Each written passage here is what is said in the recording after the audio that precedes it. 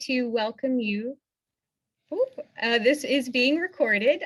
We would like to welcome you to another Art Escapes, which is our virtual tours through Asia.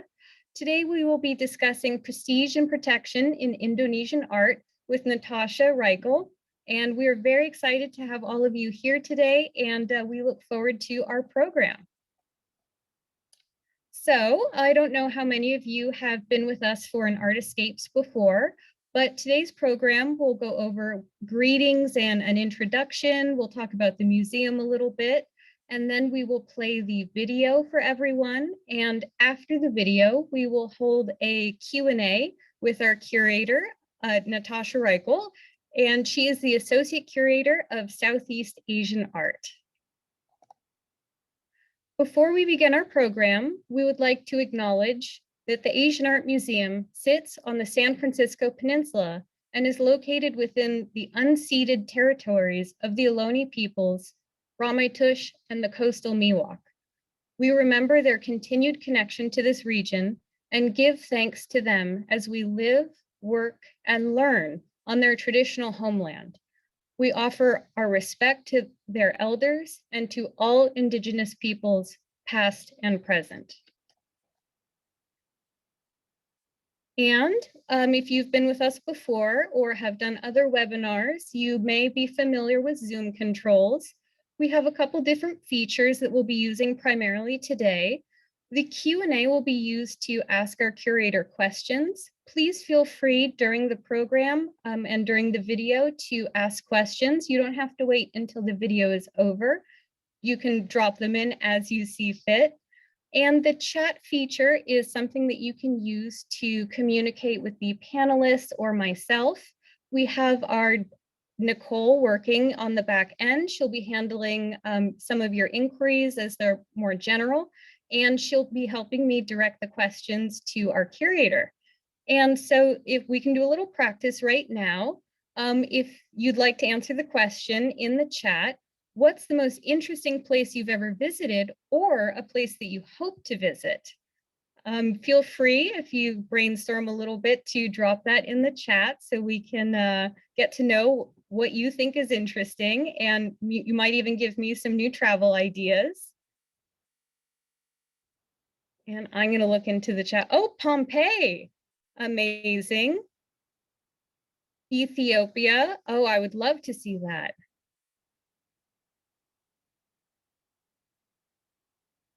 Istanbul. Oh, wow. The Galapagos Islands. When I previously worked at the California Academy of Science, and I got to see some turtles that were in their collection, and that was definitely really interesting. Oh, Bhutan.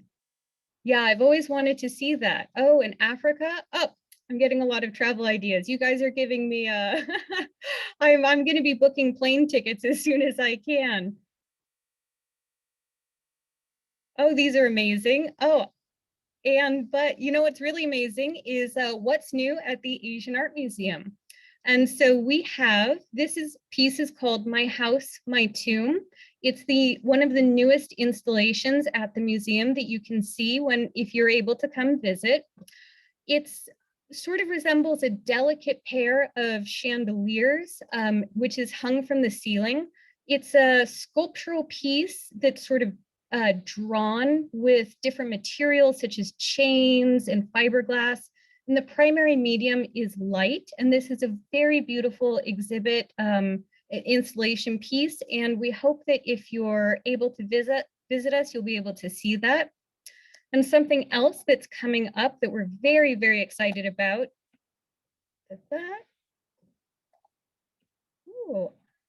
is Team Lab. Team Lab Continuity is our newest exhibition. It's not on view yet, but tickets will be going on sale on June 22nd, so of this month, which is Tuesday. The public opening for Team Lab is July 23rd, so that is next month. So get your tickets this month to visit next month. But you don't have to wait if you're a member. Members have access to advanced reservations, and they get to enjoy preview days for Team Lab. So you'll see there at the bottom, July 16th through July 22nd, while we're open, members have special time to get to see Team Lab early. And some benefits of being a member are that you get to visit us all the time. You can visit us Thursdays from 1 p.m. to 8 p.m. Those are our late evenings. Fridays through Mondays, we're open from 10 a.m. to 5 p.m. and we're closed Tuesdays and Wednesdays, so don't come on Tuesday, although we do have amazing virtual content on Tuesdays. And we have free general admission on the first Sunday of every month. Our next free day is going to be July 4th. So if you're in the area and you'd like to come by, please do. And if you're interested in membership, we have levels starting at $89. You can get invitations to member preview days, such as those with Team Lab and ticket pre-sales. You have access to virtual member lounge where there's a lot of virtual content for you to enjoy. You get discounts for parking, the cafe, the boutique, and you get free admission to both our collections and special exhibition galleries, which means Team Lab. So I definitely recommend it. I think the memberships are great, really wonderful option. And you might be wondering who I am. I've been talking a lot about the museum, but I think I'll talk about myself just a little bit. My name is Sarah, and I'm the supervisor of guest experience and group sales. I handle ticket sales. We work with the volunteers to assist with the information desk and concierge station. We book private tours and group visits, and we manage a lot of aspects of accessibility resources. And so we are a department in guest experience where we really try and communicate a lot of the things that come down from other departments and get them to the visitors in a really smooth, seamless way. And now you are all here to see our video with Natasha Reichle, who's the curator of Southeast Asian art. Her current exhibition, Lost at Sea, which is art recovered from shipwrecks, explores issues of maritime archaeology, provenance, and ethics. That's something that you can see on view right now. Other exhibitions include Philippine art, collecting memories, and China at the center, rare, Reichle, and Verbiest world maps. She has organized exhibitions on a wide range of subjects, including Javanese puppets, batik textiles, and Southeast Asian jewelry. And she curated the first major US exhibition on the arts of Bali, Art Ritual Performance. She's the author of Violence and Serenity, Late Buddhist Sculpture from Indonesia, and currently working on an exhibition of textiles from island Southeast Asia. And so we are so happy to introduce Natasha. We're so happy that you're here with us, and we would like for you to introduce your video so you can tell the people a little bit about it or just get us all started. I'm going to get us all started by big thank yous. So thank you to Sarah and Nicole and Michael, who always do such a fabulous job with this program. Thank you to all of you, especially I see a lot of my favorite docents out there, for using your Saturday afternoon to do this.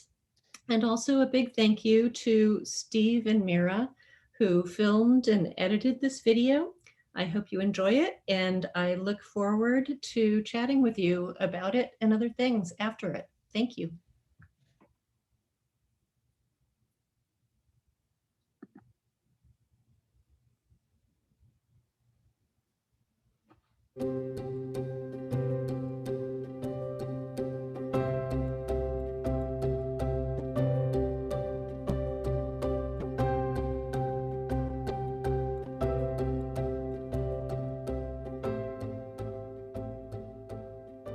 Hello, my name is Natasha Reichle, and I'm the Associate Curator of Southeast Asian Art here at the Asian Art Museum.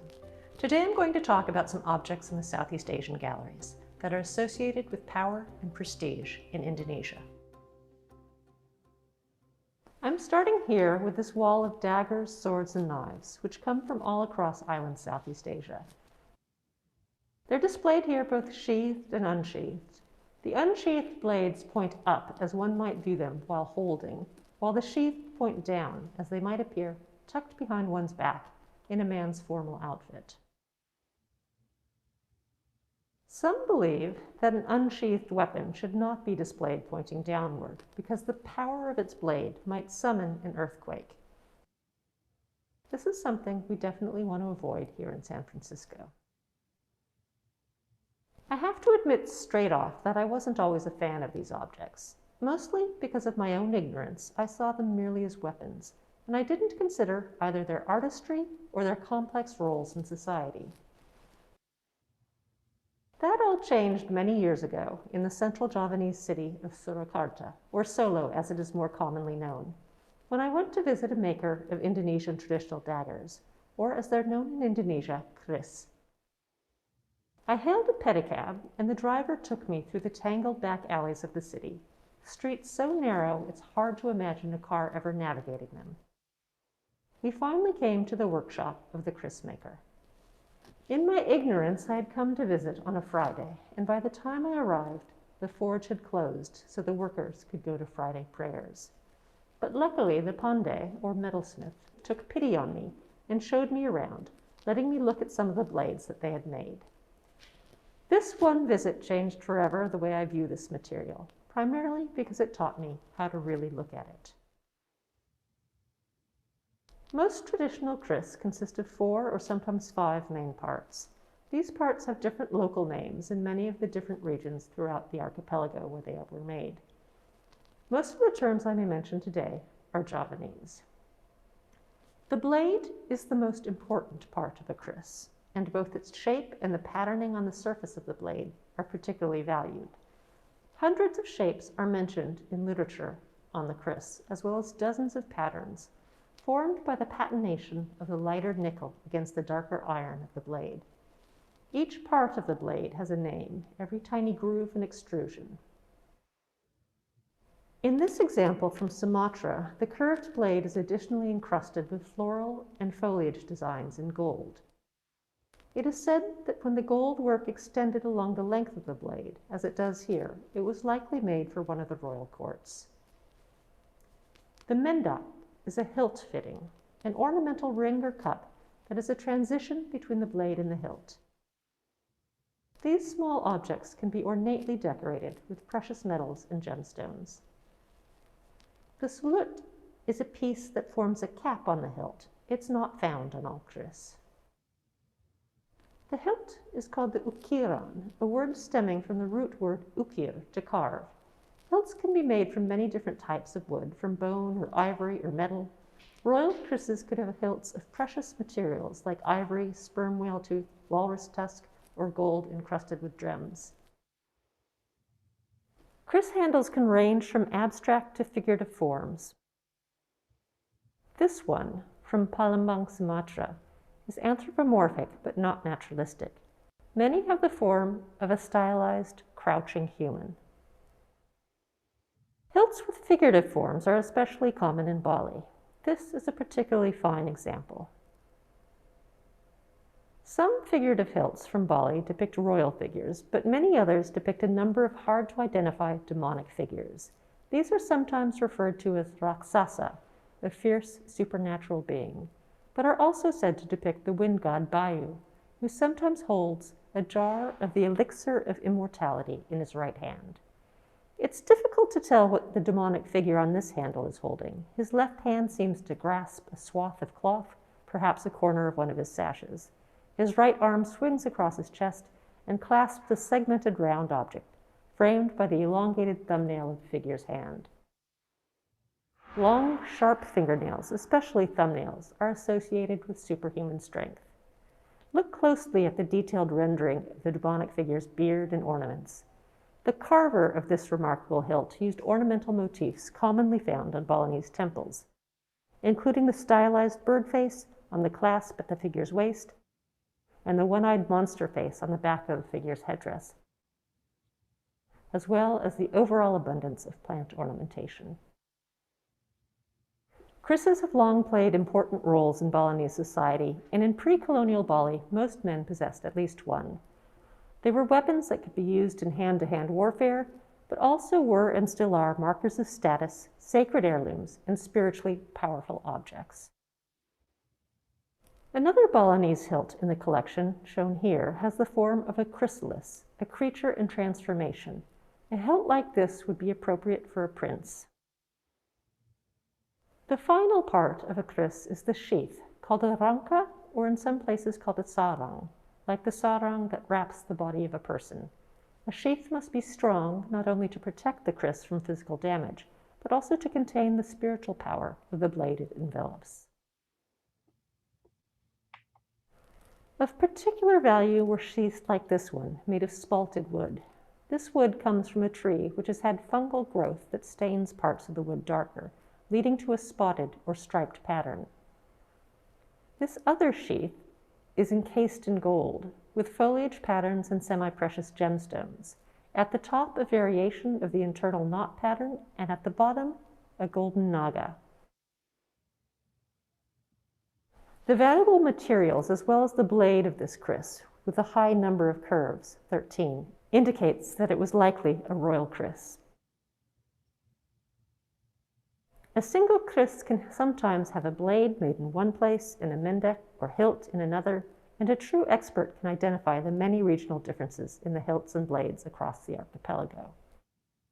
That being said, we have also had experts with differing opinions about our collection. I'm very much a beginner in learning about these artworks. Many of the identifications in our collection come from the help of Gerrit Saljum.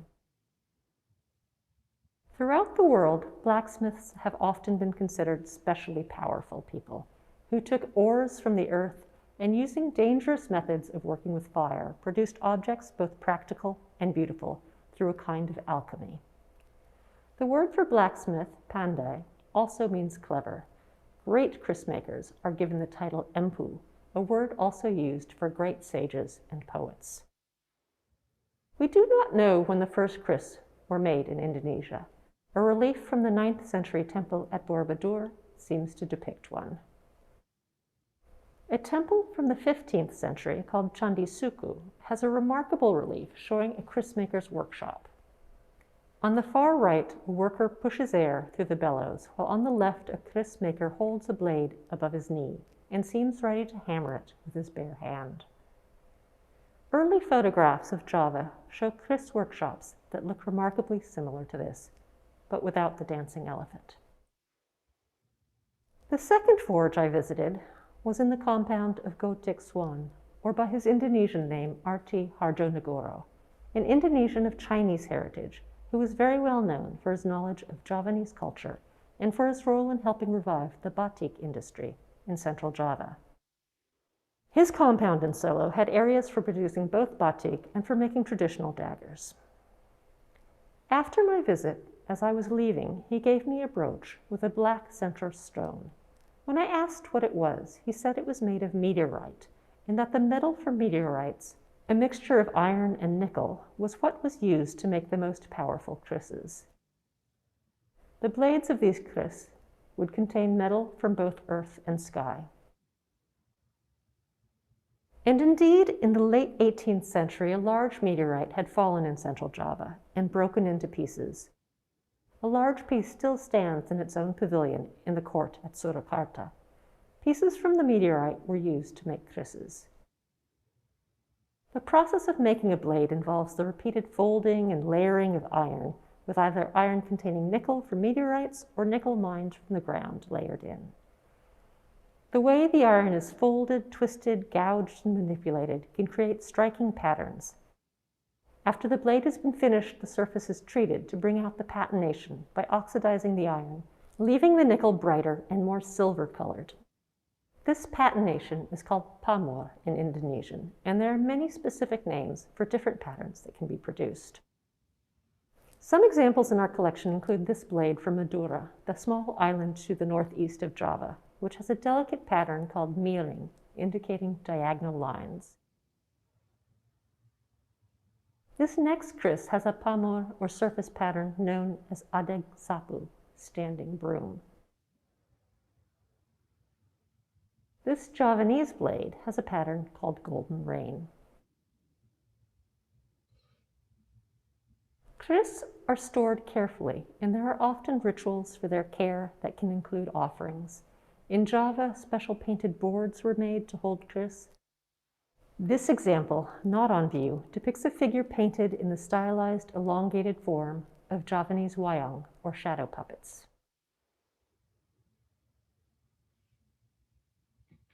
In Bali, special carved statues were made as kris holders. They took the form of both animals and humans. This one is in the shape of a demonic figure, who is well adorned with jewelry and textiles. Facing the statue, on the sheath of the kris, are delicately painted images of figures also in the wayang tradition. An old Javanese saying tells of the 5 things all men should have: a house, a wife, a horse, a singing bird, and a kris. Early accounts of visitors to Java recount that kris were very common. A Chinese visitor in the 15th century wrote, "All men in Majapahit, from the king to the commoners, from a boy aged 3 to elders, slipped a kris in their belts." The daggers are made entirely of steel with intricate motifs smoothly drawn. The handles are made of gold, rhino's horn, or ivory carved with a depiction of human or demon. The carving works are exquisite and skillfully made. Today, kris are not worn as often, but one can still see them at the courts of central Java and at ceremonial occasions like weddings. They are considered heirlooms and are still highly valued as regalia in the royal courts. Many believe that kris can have supernatural powers, like the ability to move on their own or to seek out and injure enemies. Indonesian tales describe the necessity for the kris to fit its owner and the dangers of owning a kris whose powers are too strong. Undoubtedly, part of the power ascribed to the kris derived from the mysteries of their production. Smiths had special status in ancient Indonesia, and in Bali they have their own clan group called Pandey, who claim in their sacred texts a status higher than the highest caste of Brahmins. The makers of kris have status, and a kris can bestow status on its owner. In many traditional societies in island Southeast Asia, metal from weapons or from jewelry would form a counterpart to textiles, and during weddings the two would be exchanged between the groom and bride's families. The women's art of weaving also brought status to the maker and bestowed it upon the wearer. To hear more about that, stay tuned for our textile exhibition later this year.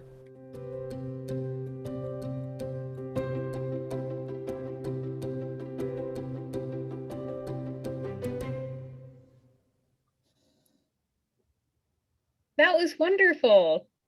I'm so glad we were able to watch that together. And please feel free to drop your questions in the Q&A feature. If you think of anything, please feel free to ask. We have a few questions already. And so, well, let's just jump right into it, and feel free to, as we're discussing, we'll just kind of keep it going. So ask any questions that come to mind. So our first question, these blades are very ornate works of art in and of themselves. Are they actually used as weapons, or are they more ceremonial? I think like piece by piece, we really can't tell, but clearly some of them probably were primarily ornamental or, to display status and weren't used. Most of the ones we have are in pretty nice condition. They don't, have much damage to them. We do know that kris were often given, as gifts from rulers to people, or some of the ones in Dutch collections were from, Indonesians to people that were visiting. And so it's hard to tell, but yes, some of them, the very ornate ones, were probably for status and not used in warfare. I know we've had a couple of people in the museum tell us, "Oh, those are too beautiful. They're not real, are they?" And we tell them, like, "Oh yeah, they definitely are very real."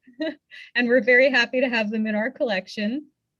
And okay, we're getting more questions in. Were the kris only for men, or did women ever possess or use them? So there are smaller kris that are described as women's kris, and you also find in Indonesian literature descriptions of kris belonging to women. But there were also prohibitions in the past of women entering a forge during certain times, or menstruating women ever touching a kris. So there's a combination of beliefs, but you can tell also that women, you know, from literature, but also from the painting that we showed in the video. There's a painting of women using kris to commit suicide after their husbands have been killed. So that's sort of an example of, yes, they were used by women, or could have been used by women. And do we know what they thought might happen, or was it just considered sort of culturally taboo for women to be in those spaces at those times? Did they think anything in particular would happen if like a woman entered?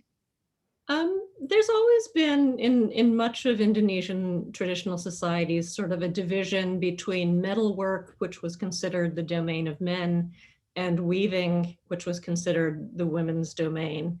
And so they were kept fairly separate. I think that's changed in modern times. I think there's one woman, I believe in Bali, who is a kris maker now. So, you know, things have changed in the last century, but I think in the past there were taboos, and I'm not quite sure exactly what would have happened, whether it was just bad luck or what the consequences would have been. And we have another question here. This is sort of a two-parter. Does one smith create all components of the kris, or do multiple people work on it, focusing on their own specialized areas? And the second part is, would they be sold as, always be sold as a complete item, or would the pieces ever be sold individually? So I think that's changed a lot over time, and depending on where also. I think traditionally a lot of people would have commissioned a kris, and so primarily the blade maker would focus on that, although there are some people today who both make blades and carve the handles. But generally trades and skills like that were pretty compartmentalized. So wood carvers or carvers would make a handle, metal workers would make a kris, but the overall vision might be something that the kris maker would suggest to the person who's commissioning. These days, you could, you know, go to a shop and buy a complete one that's all put together. And also, like, over time, components of it might fall apart or be hurt, and then people, you know, collectors over time throughout Indonesia have put different parts in their krises. So a different, you know, the ring and the little cap and the handle can all come from different places. And are the wavy designs better than the straight blades? I know you mentioned their power, and so can you discuss that a little bit? It's kind of it depends on who is judging it. Sort of traditionally, kris in Indonesia were judged on sort of the shape and then the surface design, and then also sort of its history. And a wavy is not necessarily better or worse than a straight one. It's those three components. People say that the ones that are curved like that could do more damage if you're stabbed by one, because you end up with a much nastier wound. So maybe in hand-to-hand combat, the wavy one might be a little more painful. Yeah, it doesn't seem pleasant. I think I'd pick the straight one over the wavy one if I had to choose to be on the wrong end of one.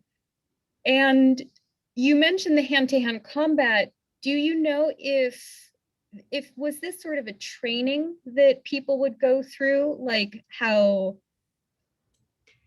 like were they intended to be used? Like, would men be trained of how to protect themselves, or really how to utilize the power of the blade?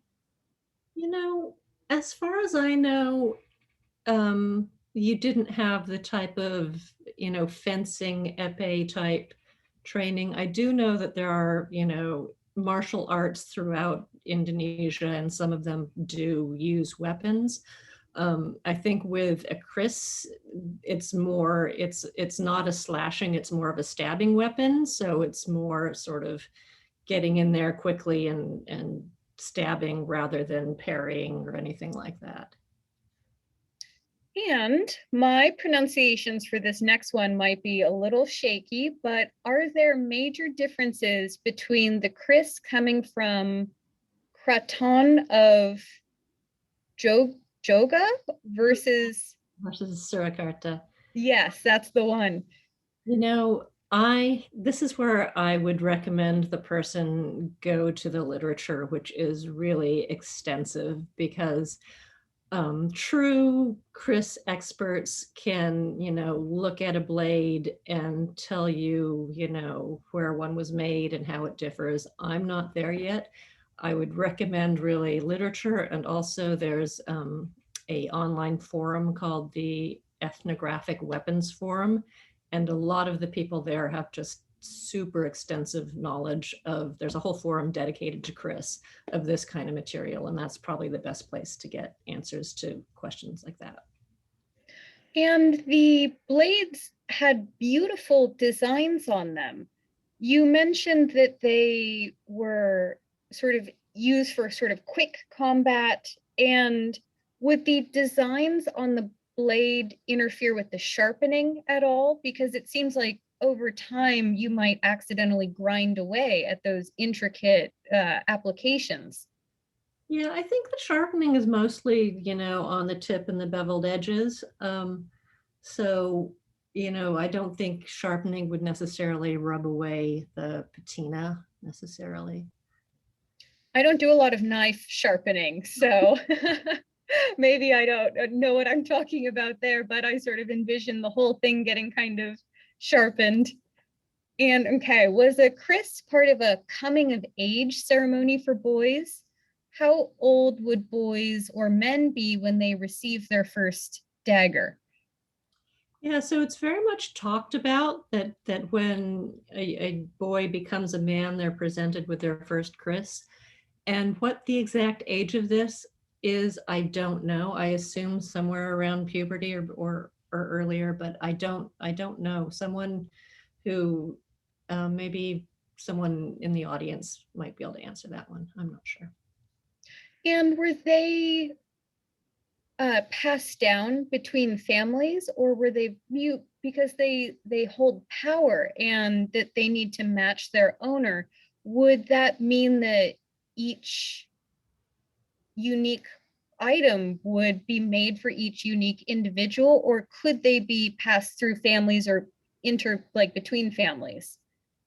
I think they definitely are family heirlooms and are passed down. But you're right, there's lots of lore about, not wanting to have a kris that's too powerful for you and things like that. So I think it's a combination of both people commissioning their own krises and also krises being coming down in the families. There's also krises that are very much associated with like the royal courts, and the krises have their own names and titles, and they're very, very considered part of the regalia of the court. Are there any legends of the blood or even the corpse of the maker empowering certain specific kris, as in ancient Chinese sword legends? There's one very well-known story about the founder of one of the Javanese dynasties, the Singasari dynasty.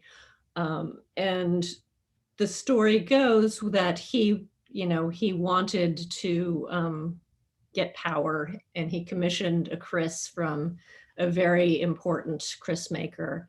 And the kris maker pretty much completed it, but hadn't done sort of the final rituals and prayers to make it complete. But the man, Ken Arak was his name, was just too impatient. And so he stole the kris, he stabbed and killed the kris maker. And then as the kris maker was like dying, he cursed the kris to bring bad luck. And then eventually this man becomes king, but then the kris is used to kill him. And there's sort of this whole story of yeah. Should have been more patient. And I'm not sure if this question applies to those of the past or currently. Maybe the asker could clarify, but are there kris that are mass produced, or are they generally made on an individual order basis? You know, the ones that I know of are individually made, but I haven't gone looking. It's entirely possible that, you know, someone somewhere is making sort of mass-produced ones, but as far as I know, they're still individually made. And the handles were incredibly intricate. Did that make it any more difficult to grasp them? Some of them, like the ivory one I showed, is so intricate, it makes me think that it was probably mostly for ornamental purposes. And you do see like early prints of Java, of European prints of Java, where you see people in different regions who have more than one weapon. Sometimes they have a kris and then a smaller dagger. So it's possible that, you know, one was more for show and the other was more utilitarian. But also some of the handles, they look really odd, but then you realize that the reason they're bent like that was because to you know, help your grip when you're forcing a, you know, something into someone's body. So Maybe especially the curvier ones. They need a little bit more force. And we have someone would like for us to clarify if we could discuss or name the 5 parts of the kris again. There's definitely a lot of information in that video, so maybe we can circle back to that.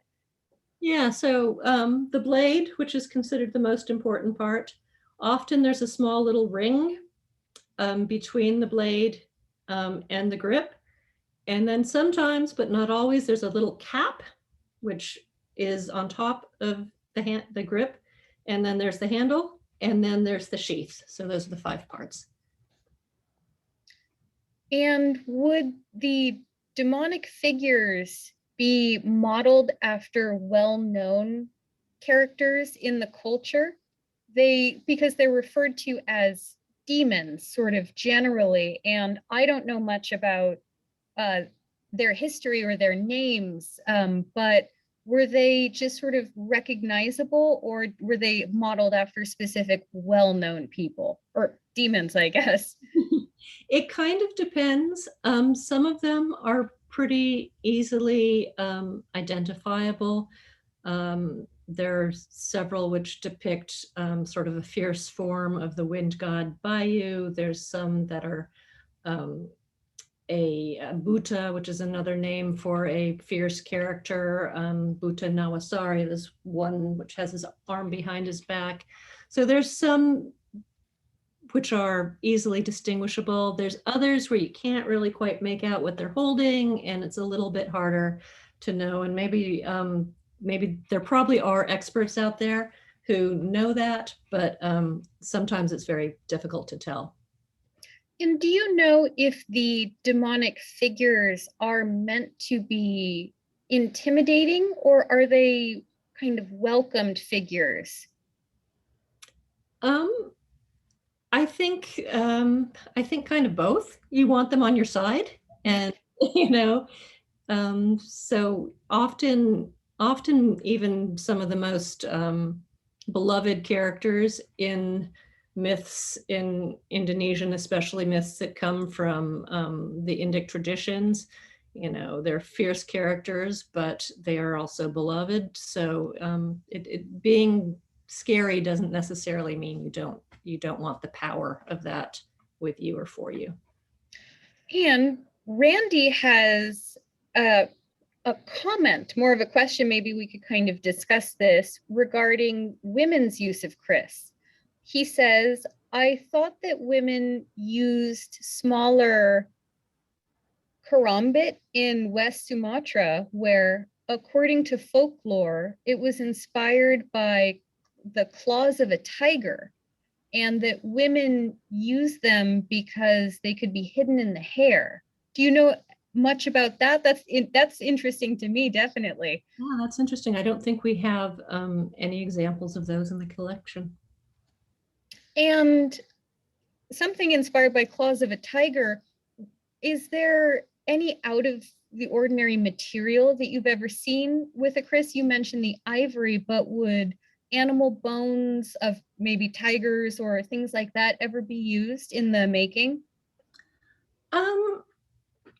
There's all sorts of different types of ivory and a lot of sort of marine mammal ivory that, or bone that is, I think it's mostly ivory, that is said to be used. So people talk about sperm whale teeth or walrus tusk, also the teeth of dugong. Dugong are manatee-like creatures that live in the Indonesian waters. People even talk about hippo, and a lot of, there's a bunch of controversy as to what it actually is. And I think, if there were DNA testing or something like that, we could figure it all out. But those are some of the things that I've heard were used, whether it's very hard to tell unless you're an expert, the difference between some of these ivories.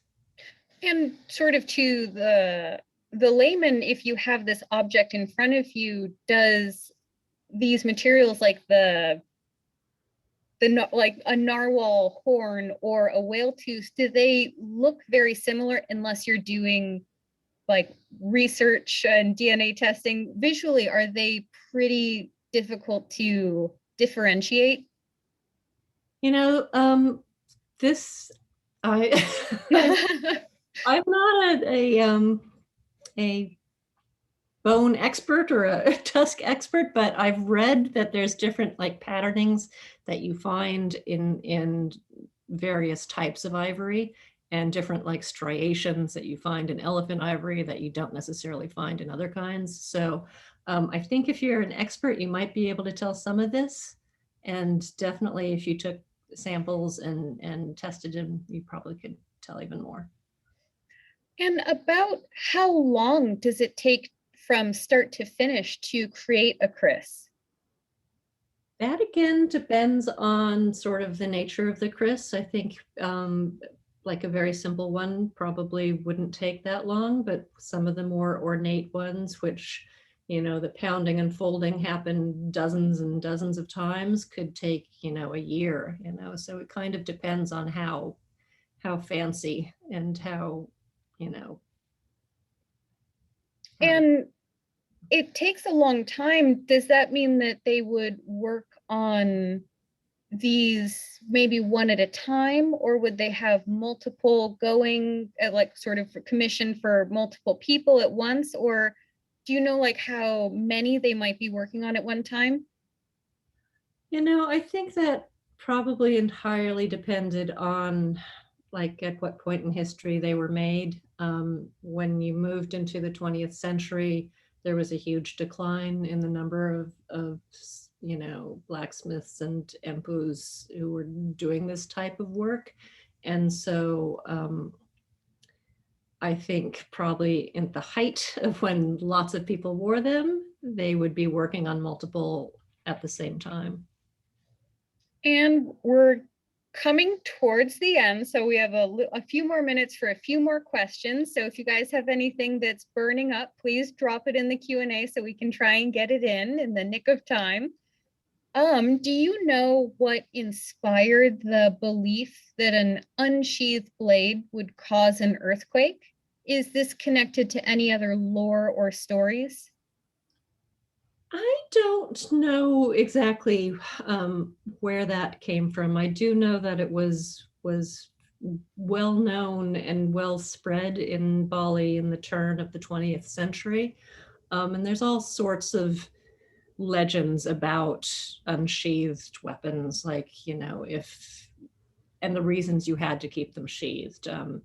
When the historian Margaret Weiner was doing research in Bali, people told her that if a kris had ever been used to injure or to kill someone, it would have tasted blood, and that you wanted to keep it covered so it wouldn't want to taste blood again. So there's all sorts of lore and about the unsheathed blades. And could the blade ever drive the wielder mad in a sense? Like if the blade was just hungry for more blood, would that inspire the owner to go out and satiate that need? There's probably some stories like that. I don't have them on the top of my mind. Oh, that's for a different kind of discussion, I think. And okay, we're getting close. What decorative gems were used mostly? I think mostly semi-precious stones, and I would have to look into that off the top of my head. I don't know. I think possibly rubies, but off the top of my head, I don't know. They look beautiful under the light displayed in the galleries. They really do catch the light. They're so beautiful in person. It's such a treat to be able to see them in the galleries. And about how many do we have that are not on display? Do you know? Oh, that's a good question. I think probably at least another dozen that are not on display. Maybe more than that. Between a dozen and 20, I would say. And do they rotate very often? They do not rotate very often. Basically, what happened when and this was before I started the museum, but when we moved to the Civic Center space, the curator, Forrest McGill, conferred with experts, went through the collection, and chose the ones that they considered the ones that were the most important to display. And can you talk a little bit more, maybe give us a little sneak peek about the textile exhibition, such as when we might get to see it, or something that you're really excited to be able to display in that exhibit? So that's coming up in December. I think December 19th is the opening date, and it'll be on view through May of the next year. And these are almost all textiles that have never been on display before. Most of them recent acquisitions, coming from, we did a batik display, exhibition a few years ago. So there's fewer batik and more textiles from Sumatra, Sumba, Sulawesi, and some of the other islands. So please come and see it. That's definitely something exciting. And okay, we have one more. Okay, we have time for two more. Here's one. Some of the kris blades look like snakes due to the curves. Do you think that maybe the blades were inspired by snakes? Some people talk about that, and some people also, for some of the decoration, like the one we showed in the beginning, which has the gold work going down. Sometimes you see kris which have that same gold work, except it ends at the very bottom with like a snake head or a naga head. And so there definitely is, a idea of the two being connected in some ways. They're definitely inspired by the natural world. And okay, and my final question is my own question for you. Where is your brooch? Do you wear it do you have it? Is it something that you would wear? Is it a precious object of your own? Would we ever see you at the museum with it? I don't really wear brooches that often, but it definitely means something to me. It was, yeah. Yeah, it's such a wonderful gift. Do you think it holds some sort of power, the air-earth combination? Well, I'm not even sure it is what it is. I'm going to have to, I know at the museum they have like this special tool called an XRF spectrometer, which you could like look at metals and tell the content. And I'd like to go in there one day and ask a conservator to tell me what it's really made of, because maybe it's not even a meteorite at all. I would never want to know. I would just want to think that it was what they said it was. Okay, well, thank you so much. This is all the time we have for questions. And I just want to thank you so much for being such a wonderful participant. You were really engaging, and I want to thank everyone that submitted questions. We definitely got some unique questions. It was really a fun time for me, at least, to be able to ask them. I definitely learned a lot. And so thank you guys so much for your participation. We really appreciate being able to share these events with everyone. It's such a delight to be able to bring us all together in this way. And I want to thank Nicole and Michael, who supported us on the back end with the AV support. It's a critical role for these programs. And again, thank you, Natasha, for being here. And thank you everyone for your participation. We hope you'll join us for the next Art Escapes, which is on July 3rd, which is a Saturday right before the Free Day and 4th of July. And that is the rise of Buddhist art in China. So that's definitely a really fun topic. And again, thank you, everyone. I had a really wonderful time, and we hope to see you in a couple of weeks for our next installment. Thank you very much.